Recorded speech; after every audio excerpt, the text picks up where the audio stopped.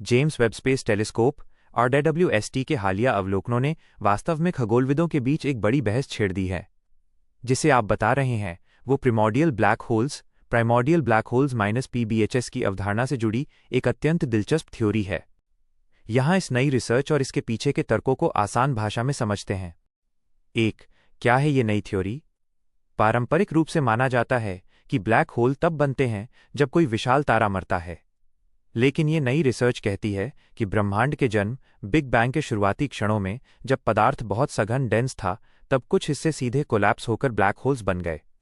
इन्हें प्रिमॉर्डियल black holes कहा जाता है। 2. डार्क मैटर और ब्लैक होल का कनेक्शन। वैज्ञानिक दशकों से डार्क मैटर की तलाश कर रहे हैं, एक ऐसा अदृश्य पदार्थ जो गैलेक्सीज को एक साथ जोड़े रखता है। अब तक माना जाता था कि ये किसी अज्ञात पार्टिकल जैसे विम्प से बना है, लेकिन नई थ्योरी का दावा है डार्क मैटर कोई नया कण नहीं, बल्कि यही छोटे प्रिमॉर्डियल ब्लैक होल्स का समूह है।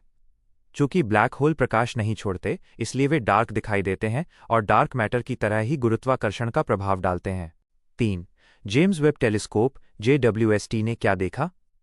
JWST ने बहुत पुरानी और विशाल गैलेक्सीज देखी हैं जो बिग बैंग के बहुत कम समय बाद ही अस्तित्व में आ गई थीं। वर्तमान बिग बैंग मॉडल के अनुसार इन्हें इतनी जल्दी इतना बड़ा नहीं होना चाहिए था। चौंकाने वाला दावा, यदि ये प्रिमॉर्डियल ब्लैक होल्स पहले से मौजूद थे या बिग बैंग के साथ ही बने थे, तो इन्होंने सीड्स की तरह काम किया। इन्होंने आसपास की गैस और धूल को तेजी से खींचकर विशाल गैलेक्सीज को जन्म दिया।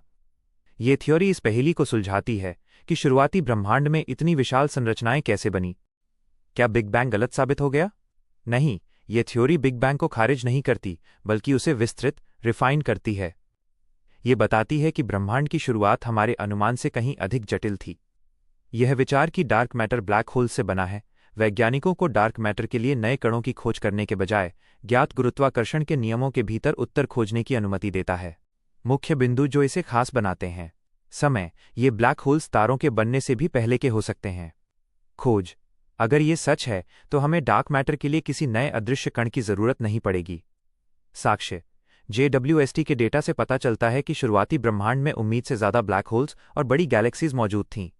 यह रिसर्च अभी भी शुरुआती चरणों में है, लेकिन अगर इसकी पुष्टि हो जाती है तो यह ब्रह्मांड विज्ञान कॉस्मोलॉजी की सबसे बड़ी गुत्थी को सुलझा सकती है।